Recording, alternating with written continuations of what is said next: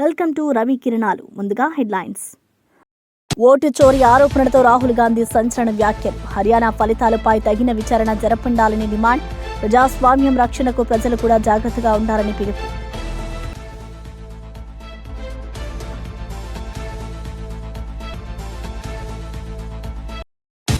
రైతుల నిర్లక్ష్యంపై బొత్స సత్యనారాయణ ఘాటు విమర్శ. తుఫాన్ బాధితులకు సహాయం వేగవంతం చేయాలని బొత్స డిమాండ్. ఇన్సూరెన్స్ ప్రీమియం చెల్లించకపోతే నష్టం పూరించలేమని హెచ్చరిక. రైతు సంక్షేమం మాటల్లోనే కాదు చేతల్లో చూపండని బొత్స పిలుపు. జగన్ పర్యటనలో అబద్ధమని కొల్లు రవీంద్ర తీవ్ర వ్యాఖ్యలు. గ్రామీణ బాధ్యత పట్టించుకుంటేనే నాయకత్వమని కొల్లు స్పష్టం. పంట నష్ట నివేదికలను పారదర్శకంగా విడుదల చేయాలని కౌంటర్.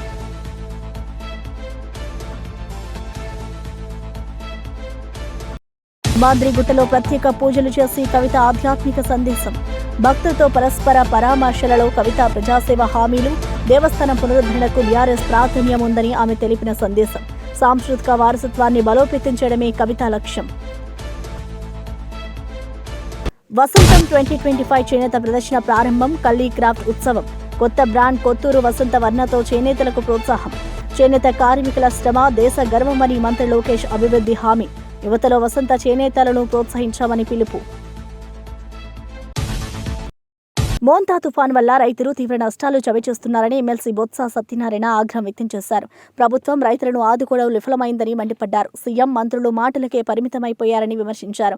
ఇన్సూరెన్స్ ప్రీమియం ప్రభుత్వం చెల్లించి ఉంటే రైతుల నష్టభర్తీ పూర్తయ్యేది అని పేర్కొన్నారు. పంటలు నాశనమయ్యి కష్టాల్లో ఉన్న రైతులకు ఇప్పటికీ సాయం అందలేదని ఆవేదన వ్యక్తం చేశారు.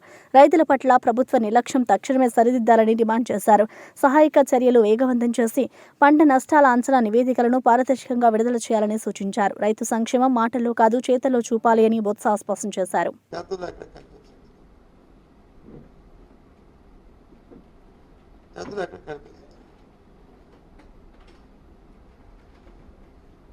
ఇప్పటికప్పుడే పంట వాటర్ రిసీడ్ అయిపోయింది, ఆ నీరు పోయింది, ఎక్కడెక్కడ పంటలు పోయో అని తెలుస్తుంది. కానీ ఇప్పుడు వచ్చి ఇంకా ప్రకటన చేయలే. ఇంకా రేపు ఎన్నడూ చేస్తామంటున్నారు.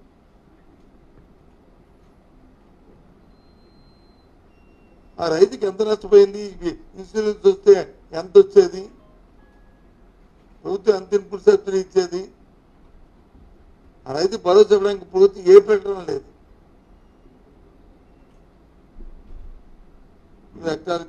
ఎకరానికి ఎంత ఇస్తామని చెప్తున్నారు తప్ప మరి రైతు నష్టపోయిన 100% ఎవరిస్తారు? అది ఇన్సూరెన్స్ కట్టుకుంటే వాళ్ళకి వచ్చేది కదా. ఆ మాత్రం రైతు కట్టే ఇన్సూరెన్స్ ప్రభుత్వం కట్టలేదా? 2,25,000 కోట్ల రూపాయలు అప్పు తీసుకొచ్చారు కదా. మరి ఏం చేశారు మీరు? అంటే రైతు ఆలోచన మీకు లేదు.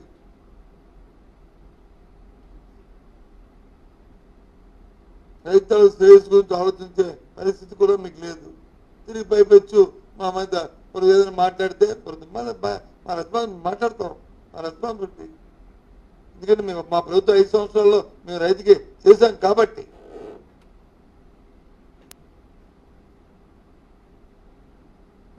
చెప్తాను, ఈ రాష్ట్రంలో ఉమ్మడి రాష్ట్రంలో కానీ ఈ రాష్ట్రంలో కానీ స్వర్గీయ రాజశేఖర ఉన్నప్పుడు కానీ జగన్మోహన్ రెడ్డి గారు ఉన్నప్పుడు ముఖ్యమంత్రి సమయంలో కానీ ఏదైనా రైతు మెడిసిందంటే ఆయనలో జరిగింది. అలా జరగాలని కోరుకుంటాం. విధానంలో మార్పు తీసుకోవచ్చు, కానీ ఏ విధానంలో మార్పు తీసుకొచ్చినా అల్టిమేట్గా ఫలం ఉండాలి రైతుకి. రైతు అనేవాడు నష్టపోకూడదు. ఆ కార్యక్రమం చేయండి. కోనసీమ జిల్లా రామచంద్రాపురంలో బాలిక ఆత్మహత్య ఘటనపై అనుమానాలు వ్యక్తమవుతున్నాయి. బాలిక తల్లి బంధువుల ఇంటికి వెళ్లిన సమయంలో ఈ ఘటన చోటు చేసుకోవడంతో కుటుంబం షాక్కు గురైంది. పాప ఆత్మహత్య చేసుకునే అవకాశం లేదు అని తల్లిదండ్రులు వాదిస్తున్నారు. ఇంటి ఓనర్ కొడుకు నేర చరిత్ర కలవాడని, అతనిపై అనుమానాలు ఉన్నాయని తెలిపారు. స్కూల్లో ఎవరైనా బాలికను వెంబడిస్తున్నారా అనే కోణంలో పోలీసులు విచారణ చేస్తున్నారు. ఘటనా స్థలాన్ని పరిశీలించిన పోలీసులు సాక్ష్యాలను సేకరించారు. కేసు దర్యాప్తు నిష్పక్షపాతంగా జరుగుతుందని అన్నారు. ఈ ఘటనతో గ్రామంలో తీవ్ర ఉద్రిక్తత నెలకొంది. ప్రజలు నిందితులను కఠినంగా శిక్షించాలని డిమాండ్ చేస్తున్నారు. వద్దులే అని చెప్పేసి పక్కన వచ్చిన తర్వాత కమలా కనిపించింది. మా అమ్మాయికి ఇష్టమని కమలా తీసుకుని వెళ్ళి స్టెప్స్ ఎక్కేసి వెళ్ళి డోర్ కొడుతున్నానండి. డోర్ అస్సలు తీయట్లేదు. కిచెన్ దగ్గరికి వెళ్ళి డోర్ కొట్టాను, తీయలేదు. బెడ్రూమ్ దగ్గరికి వెళ్ళి డోర్ కొట్టాను. ఎప్పుడన్నా ఏసీ వేసేసుకుని ఇంట్లో ఉన్నదనుకోండి వినిపించింది కాబట్టి బెడ్రూమ్ దగ్గరికి వెళ్ళి కొడతాను.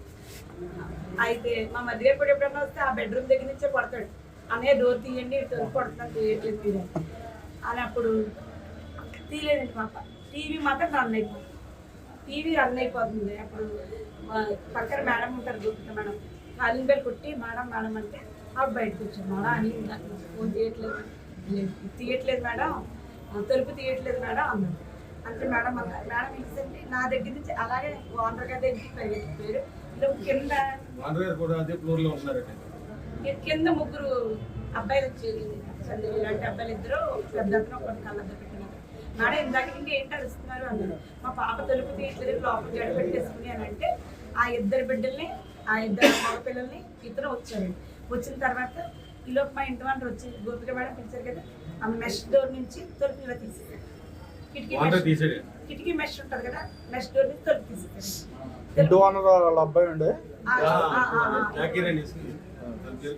అయితే తలుపు తీసింది. తలుపు తీగా నేనేం చేశానండి, పాప ఎక్కడుందో వెతుకున్నా నా వెనకతలే మేడము, ఆ ఇద్దరు పిల్లలు, ఆ కళ్ళద్దరు పెట్టుకున్న అతను మా వాళ్ళు వచ్చేసి వచ్చి ఇలా చూడబడికి నేను కూరేసేసుకుని బాబోయ్ బాబోయ్ బాబోయ్ అంటే బెడ్రూమ్ తొలిపెట్టలేదు.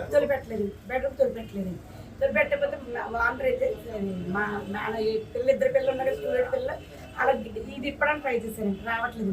రాకపోతే మేడం అన్నారు, సిస్టర్ చాక్ తీసుకెళ్ళి చాక్ అంటున్నాను. ఈలోపు బెడ్రూమ్ కిచెన్లోకి వెళ్ళి మా ఇంటి వాళ్ళ చాక్ తెచ్చింది. ఇంకా చాక్ తెచ్చే స్థితిలో కూడా ఉన్నాయి. చాక్ తేగానే కోసేసాను. కోసి కింద బెడ్ మీద పెట్టి సిపిఆర్ ఇచ్చాను. మేడం ఇచ్చాను, నేను ఇచ్చాను. ఇచ్చిన తర్వాత మేడం అన్నారు సిపిఆర్కి రెస్పాండ్ అవ్వట్లేదు సిస్టర్, హాస్పిటల్కి తీసుకెళ్ళిపోయాను. మా ఇంటి వాళ్ళ మీద అరవై ఉండేది.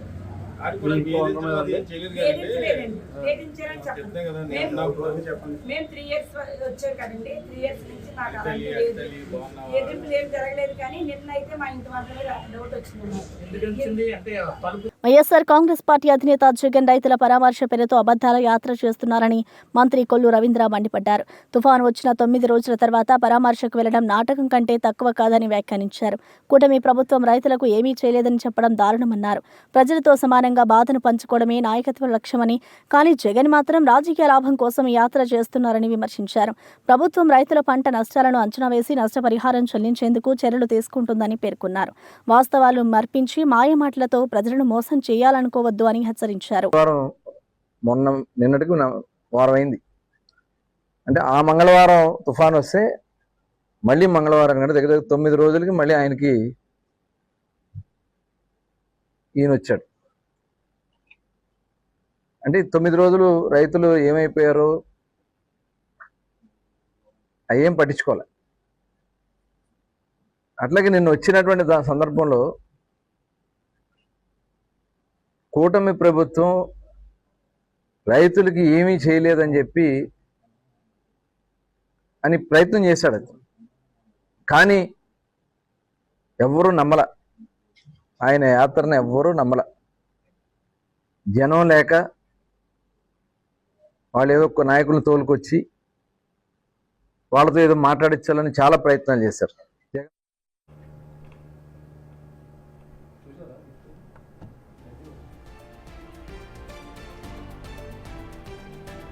బీజేపీ నేతలపై ఓటు చోరీ ఆరోపణలు చేస్తూ కాంగ్రెస్ సీనియర్ నేత రాహుల్ గాంధీ తీవ్ర వ్యాఖ్యలు చేశారు. జాతీయ స్థాయిలో విస్తృత స్థాయిలో ఓటు దొంగతనం జరిగిందని పేర్కొన్నారు. యూపీ, హర్యానా రాష్ట్రాల్లో చాలా మంది బీజేపీ నేతలకు బహుళ ఓట్లు ఉన్నాయి. హర్యానాలో భారీగా ఓట్లు గల్లంతయ్యాయి అని తెలిపారు. సిఎస్సి ప్రజాస్వామ్యాన్ని ధ్వంసం చేస్తుందని ఆరోపించారు. బ్రెజిలియన్ మోడల్కు హర్యానాలో ఓటు హక్కు ఎలా వచ్చింది అని ప్రశ్నించారు. ప్రతి 8 మంది ఓటర్లలో 1 ఓటు చోరీ అయిందని పేర్కొన్నారు. హర్యానా ఫలితాలను చూసి షాక్ అయ్యారని తెలిపారు. ప్రజాస్వామ్యం రక్షణ కోసం కాంగ్రెస్ పోరాటం కొనసాగిస్తుందని రాహుల్ స్పష్టం చేశారు.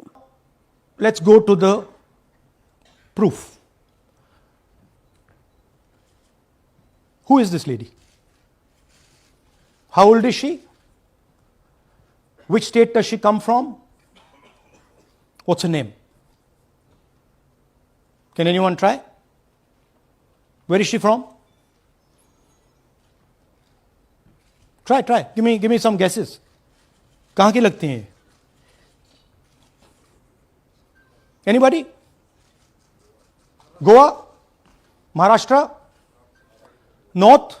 Is she from Haryana? You sure? You're absolutely sure she's not from Haryana? Okay, but she votes 22 times in Haryana. And she votes in 10 different booths in Haryana. And she's got multiple names. Seema, Sweetie, Saraswati, Rashmi, Vimla. Now what's interesting about this and why I'm opening with this slide. Go back please. Why I'm opening with this slide is because this happens in 10 booths. That means that this is a centralized operation. That somebody fed this lady into the electoral list at a centralized level, not at the booth level. Just like Anand and just like Mahadevapura. So last guesses, I'm going to give a prize if anybody can guess this. Anybody? She's from Brazil. She's a Brazilian model.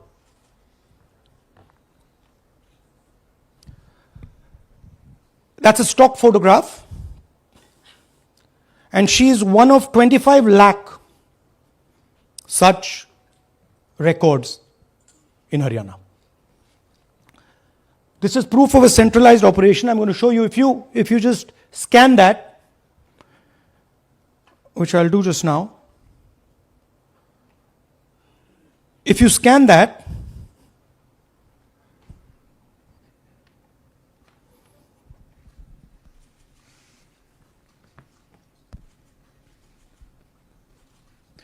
this opens.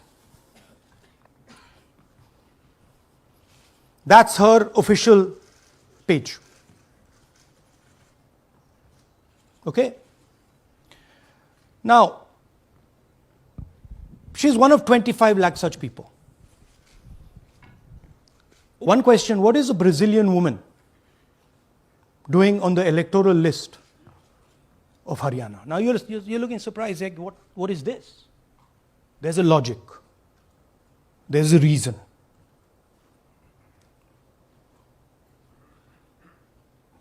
Telangana జాగృతి అధ్యక్షురాలు MLC Kalvakuntla Kavitha Balkonda నియోజకవర్గంలోని లింబాద్రి గుట్ట శ్రీ లక్ష్మీనరసింహస్వామి దేవస్థానాన్ని సందర్శించారు.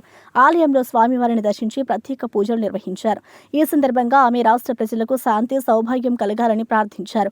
ఆలయ ప్రాంగణంలో భక్తుల సందోహం కనిపించింది. ఆలయ అర్చకులు కవితకు తీర్థ ప్రసాదాలు అందించారు. తర్వాత మీడియాతో మాట్లాడిన ఆమె తెలంగాణలో దేవాలయ పునరుద్ధరణ కార్యక్రమాలకు బీఆర్ఎస్ ప్రభుత్వం ప్రాధాన్యం ఇచ్చిందని గుర్తు చేశారు. అభివృద్ధి, ఆధ్యాత్మికత కలిసి సాగాలన్నది తమ లక్ష్యం అని చెప్పారు. మహిళా సాధికారత, సాంస్కృతిక వారసత్వం పరిరక్షణ కోసం తెలంగాణ జాగృతి నిరంతరం కృషి చేస్తుందని తెలిపారు. లేదు, చాలా నష్టం జరుగుతున్నది. మరి ఇంత వాన పడ్డది, దాదాపు 4-5 లక్షల అప్పు మీద పడ్డది. 6 ఎకరాలు కౌలుకు తీసుకున్నటువంటి రైతు అతను. మరి ఆ రైతు కుటుంబాన్ని సందర్శించి ఇప్పుడే పరామర్శించి రావడం జరిగింది. వాళ్ళ కుటుంబం అంతా కూడా ముక్త కంఠంతో ఒకటే చెప్తా ఉన్నారు, ఇది కేవలం ప్రభుత్వం చేసినటువంటి హత్య తప్పితే ఇంకోటి కాదు. ఎందుకంటే కనీసం టైంకు యూరియా ఇచ్చుడు లేదు. పోనీ యూరియా రాలేదు, మంచికో చెడుకో ఏదో చేసి పత్తేసుకున్నాం అనేటటువంటి దశలో ప్రకృతి వైపరీత్యం వానలు పడ్డాయి. మరి వానలు పడ్డప్పుడు కనీసం ప్రభుత్వం కొంత మానవత్వం ప్రదర్శించి మరి మాయిశ్చర్ కంటెంట్ 8, 12 ఇట్లా లెక్కలు పెట్టుడు కాదు, తడిచినా ఏమైనా మొలకలెత్తినా మేము కొంటామంటే రైతుకు ధీమా ఉంటుంది. ఇదివరకు అట్లా అన్నం, ఇదివరకు అట్లా కొన్నాం.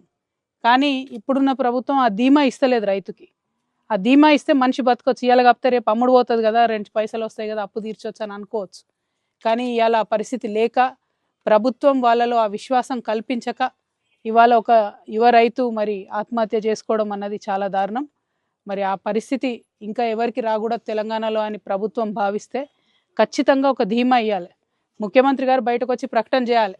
అది వరి కావచ్చు, మక్క కావచ్చు, పత్తి కావచ్చు, ఏదైనా విజయవాడలో మంత్రి నారా లోకేష్ చేనేత వస్త్ర ప్రదర్శన వసంతం 2025 ను ఘనంగా ప్రారంభించారు. ఎంజీ రోడ్లో క్రాఫ్ట్ కౌన్సిల్ ఆఫ్ ఆంధ్రప్రదేశ్ ఆధ్వర్యంలో ఏర్పాటు చేసిన ఈ ఎగ్జిబిషన్లో 70కి పైగా స్టాల్స్లో చేనేత ఉత్పత్తులను ప్రదర్శించారు. ఈ సందర్భంగా మంత్రి కొత్తూరు వసంతవర్ణ అనే కొత్త బ్రాండ్ను ఆవిష్కరించారు. సహజ సిద్ధ రంగులతో రూపుదిద్దుకున్న ఈ వస్త్రాలు సాంప్రదాయానికి కొత్త అందాన్ని తెస్తాయని అన్నారు. చేనేత కార్మికుల శ్రమ దేశ గర్వమని, ప్రభుత్వం వారికి మద్దతు ఇవ్వడానికి కట్టుబడి ఉందని తెలిపారు. రాష్ట్రంలోని చేనేత రంగం ప్రపంచవ్యాప్తంగా గుర్తింపు పొందేలా చర్యలు తీసుకుంటామని పేర్కొన్నారు. యువత చేనేత వస్త్రాలను ప్రోత్సహించాలన్నారు.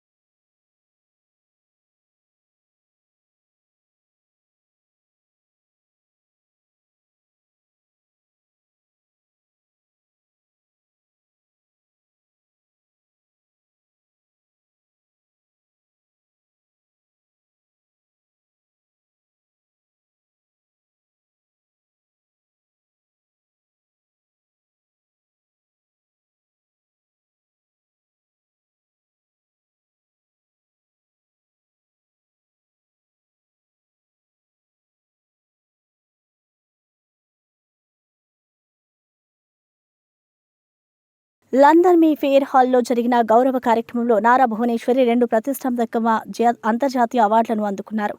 ఎన్టీఆర్ ట్రస్ట్ మేనేజింగ్ ట్రస్టీగా ప్రజాసేవా కార్యక్రమాల్లో విశిష్ట సేవలకు గాను ఐఓడి సంస్థ నుంచి డిస్టింగ్డ్ ఫెలోషిప్ 2025 అవార్డును అందుకున్నారు. అలాగే హెరిటేజ్ ఫుడ్స్ తరపున ఎక్సలెన్స్ ఇన్ కార్పొరేట్ గవర్నెన్స్ విభాగంలో గోల్డెన్ పికాక్ అవార్డును స్వీకరించారు. ఈ సందర్భంగా ముఖ్యమంత్రి నారా చంద్రబాబు నాయుడు పాల్గొని ఆమెను అభినందించారు. ఈ విజయాలు మహిళా శక్తికి ప్రతీకగా నిలిచాయని ఆయన పేర్కొన్నారు.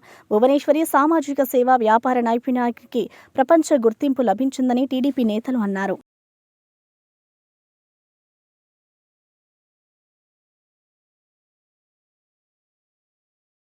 జూబ్లీహిల్స్ నియోజకవర్గంలో కాంగ్రెస్ నేత రేవంత్ రెడ్డి ముస్లింలపై చేసిన వ్యాఖ్యలపై బీఆర్ఎస్ ముస్లిం నేతలు ఆగ్రహం వ్యక్తం చేశారు.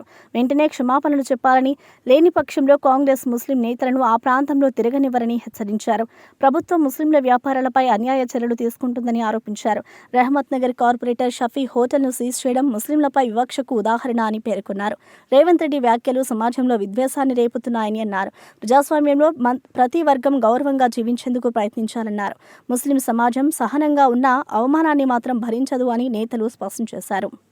कांग्रेस है तो मुसलमान है, कांग्रेस है तो आपकी इज्जत है, जब कांग्रेस नहीं है अब कुछ नहीं है. కాంగ్రెస్ సీఎం రేవంత్ రెడ్డి వ్యాఖ్యలపై మైనారిటీ నేత అబ్దుల్ ముఖీ చంద్ తీవ్రంగా ఆగ్రహం వ్యక్తం చేశారు. రేవంత్ ముస్లింలు ఉన్నారు అంటే కాంగ్రెస్ వల్ల అని చెప్పడం దారుణమన్నారు. రేవంత్ ఆర్ఎస్ఎస్ విద్యార్థి అని అందరికీ తెలుసని పేర్కొన్నారు. కిషన్ రెడ్డి, రేవంత్ కలిసి ముస్లింలను బెదింపులకు గురి చేస్తున్నారని ఆరోపించారు. ముస్లిం సమాజం శాంతి, సహనానికి ప్రతీక అయిన అవమానాన్ని మాత్రం భరించదు అని హెచ్చరించారు. మత సామరస్యాన్ని కాపాడడం ప్రభుత్వ కర్తవ్యమని, విభజన రాజకీయాలు ప్రమాదకరమని అన్నారు. రాష్ట్ర ప్రజలు ఇలాంటి నేతలకు తగిన బుద్ధి చెబుతారని పేర్కొన్నారు. ప్రజాస్వామ్యంలో ప్రతి వర్గం గౌరవంగా జీవించేందుకు హక్కు ఉందని మైనారిటీ నేతలు స్పష్టం చేశారు. मुसलमानों को खबरस्तान देकर फैलाने फुसलाने की कोशिश की तो मुसलमान नहीं भले फुसले. जब उन्होंने एक मुसलमान को मिनिस्टर बनाकर बहलाने फुसलाने की कोशिश की तब भी इंटेलिजेंस की रिपोर्ट आई कि मुसलमान इनके बहकावे में नहीं आए. क्योंकि आप देखिए कि इन्होंने 22 माह का इंतज़ार करके एक मुस्लिम को वज़ीर बनाया और हमारे अजहरुद्दीन साहब एक ऐसे तेलंगाना के पहले मुस्लिम वज़ीर हैं जिन्होंने हलफ लेने के बाद, ओत लेने के बाद खलमदान के लिए 5 दिन तक इंतज़ार किया. अब तक किसी ने भी खलमदान के लिए इतने वक्त तक इंतज़ार नहीं किया था. इनको जलील किया गया. इस पर मुसलमानों की नाराज़गी को देखते हुए इन्होंने हद पार कर दी और हद पार करके इन्होंने ये कहा कि मुसलमान कब है?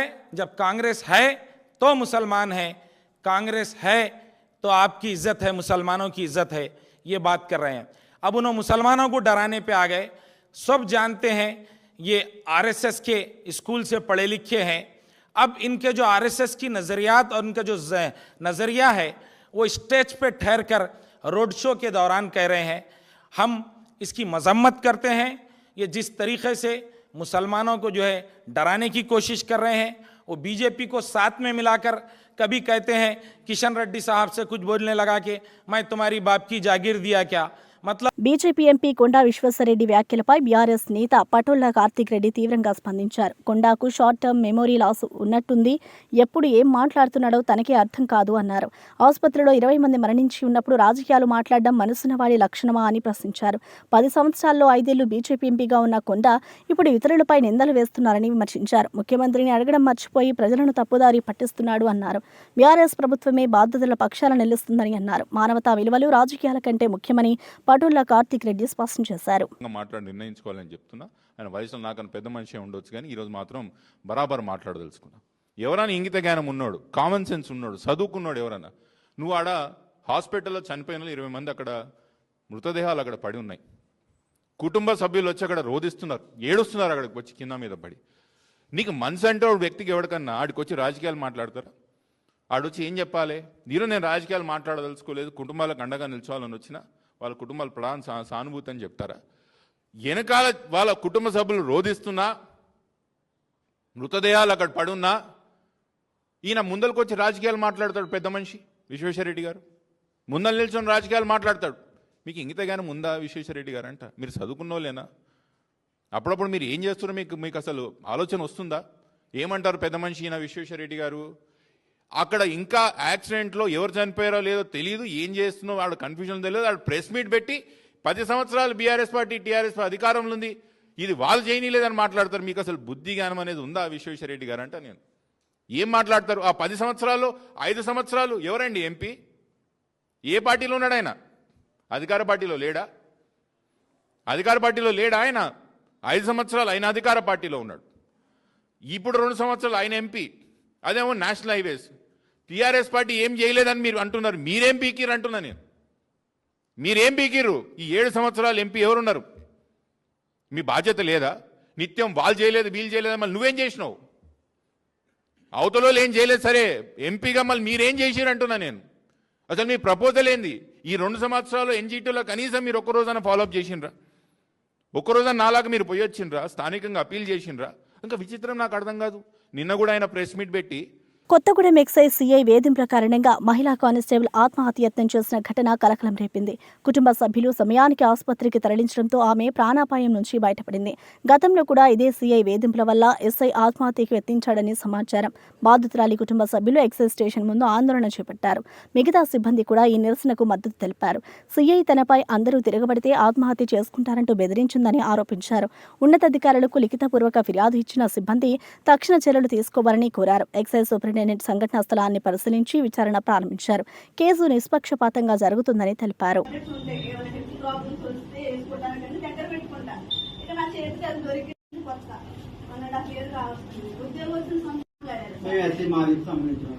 అంటే మామూలు మాకు గుర్తు చేస్తున్నట్టు మీరు అన్నగారు దూరంగా ఉంటానికి ఇవన్నీ మాట్లాడారు. సరేలే అనుకున్నా. మరి నన్ను కాకుండా మాట్లాడతాను, నేను పని చేయనా అంటే లేదమ్మా నువ్వు అలా ఉండవు, నీ బిహేవియర్ అలా ఉండదు, నువ్వు అలా ఉండవు, నువ్వు పని చేసే మనిషివి, నువ్వు తప్పు చేసావు, నువ్వు ఇది తప్పు రాసావు, ఇది కరెక్ట్ చేసుకో, సరే మిస్టేక్ అయింది సరి చేసుకో అంటే నేను కంపల్సరీ సరి చేసుకునేదాన్ని. నాకు కొంచెం టైం ఇచ్చినా సరి చేసుకునేది. అసలు అదేమి లేదు సార్, ఎందుకు టార్గెట్ చేస్తున్నారో తెలియదు నాకు.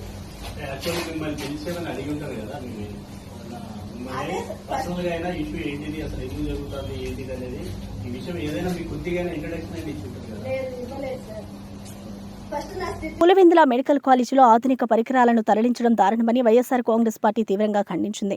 పార్టీ నేతలు మాట్లాడుతూ నెల రోజులుగా మెడికల్ కాలేజీల ప్రైవేటీకరణకు వ్యతిరేకంగా పోరాటం చేస్తున్నాం, కానీ ప్రభుత్వం స్పందించడం లేదు అని ఆగ్రహం వ్యక్తం చేశారు.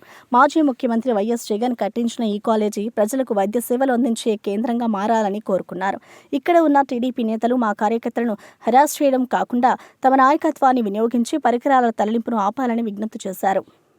ప్రజల వద్దకెళ్లి కోటి సంతకాల సేకరణ చేస్తూ ఉంది ఈ ప్రైవేటీకరణకు వ్యతిరేకంగా. మరి ఇంత పెద్ద ఎత్తున ప్రజల్లో ప్రైవేటీకరణ పట్ల నిరసన వస్తే, ఇంత పెద్ద ఎత్తున వ్యతిరేకత వస్తే కూటమి ప్రభుత్వానికి కనీసం చీమ కొట్టినట్టు కూడా లేదు. ఎంత తోలుమందంగా వాళ్ళ ప్రవర్తన ఉందంటే, నిన్నటి రోజున పులివెందుల మెడికల్ కాలేజీలో ఏదైతే జగన్మోహన్ రెడ్డి గారు ముఖ్యమంత్రిగా ఉన్నప్పుడు ఆ బిల్డింగ్లన్నీ పూర్తి చేసి హాస్పిటల్ అక్కడికి తీసుకొచ్చి మెడికల్ కాలేజీలకు కూడా సీట్లు మంజూరు అయ్యాయో ఆ సీట్లు వద్దని చెప్పి వీళ్ళు వెనక్కి పంపారు. ఆ మెడికల్ కాలేజీలో ఆ హాస్పిటల్లో అత్యాధునికమైన ఎక్విప్మెంట్ను జగన్మోహన్ రెడ్డి గారు అప్పట్లో మరి పర్చేస్ చేయడం జరిగింది. ఆ గవర్నమెంట్ పర్చేస్ చేయడం జరిగింది. ఇవాళ ఈ కూటమి ప్రభుత్వం వచ్చిన తర్వాత నిన్నటి రోజున ప్రభుత్వము పులివెందుల్లో ఉన్న అత్యాధునికమైన మరి పరికరాలన్నీ కూడా ఎక్విప్మెంట్ అన్నీ కూడా గుంటూరు కని కర్నూలు కని వాళ్ళు షిఫ్ట్ చేస్తూ ఉన్నారు. అంటే నేను అడుగుతా ఉన్నా, ఇంత ఘోరమా? నెల రోజులుగా ఇంత పెద్ద ఎత్తున ఈ ప్రైవేటీకరణ పట్ల మేము నిరసన తెలుపుతా ఉన్నాం, ప్రజలు నిరసన తెలుపుతా ఉన్నారు.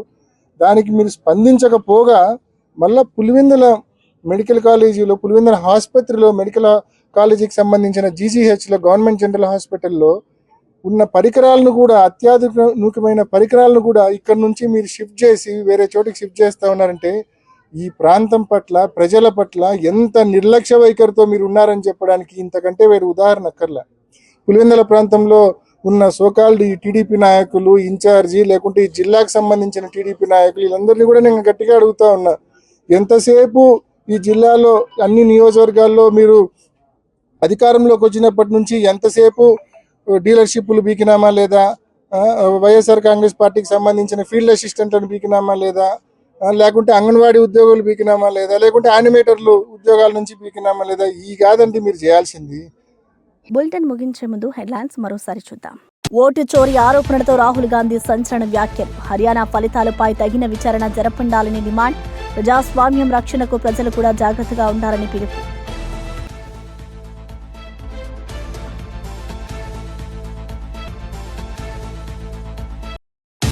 రైతుల నిర్లక్ష్యంపై బొత్స సత్యనారాయణ ఘాటు విమర్శ. తుఫాన్ బాధితులకు సహాయం వేగవంతం చేయాలని బొత్స డిమాండ్. ఇన్సూరెన్స్ ప్రీమియం చెల్లించకపోతే నష్టం పూరించలేమని హెచ్చరిక. రైతు సంక్షేమం మాటల్లోనే కాదు చేతల్లో చూపండని బొత్స పిలుపు. జగన్ పర్యటనలో అబద్ధమని కొల్లు రవీంద్ర తీవ్ర వ్యాఖ్యలు. గ్రామీణ బాధ్యత పట్టించుకుంటేనే నాయకత్వమని కొల్లు స్పష్టం. పంట నష్ట నివేదికలను పారదర్శకంగా విడుదల చేయాలని కౌంటర్.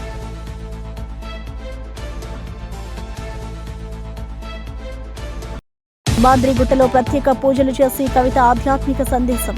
భక్తులతో పరస్పర పరామర్శలలో కవిత ప్రజాసేవ హామీలు. దేవస్థానం పునరుద్ధరణకు బీఆర్ఎస్ ప్రాధాన్యం ఉందని ఆమె తెలిపిన సందేశం. సాంస్కృతిక వారసత్వాన్ని బలోపేతం చేయడమే కవిత లక్ష్యం. వసంతం 2025 చేనేత ప్రదర్శన ప్రారంభం. కల్లీ క్రాఫ్ట్ ఉత్సవం.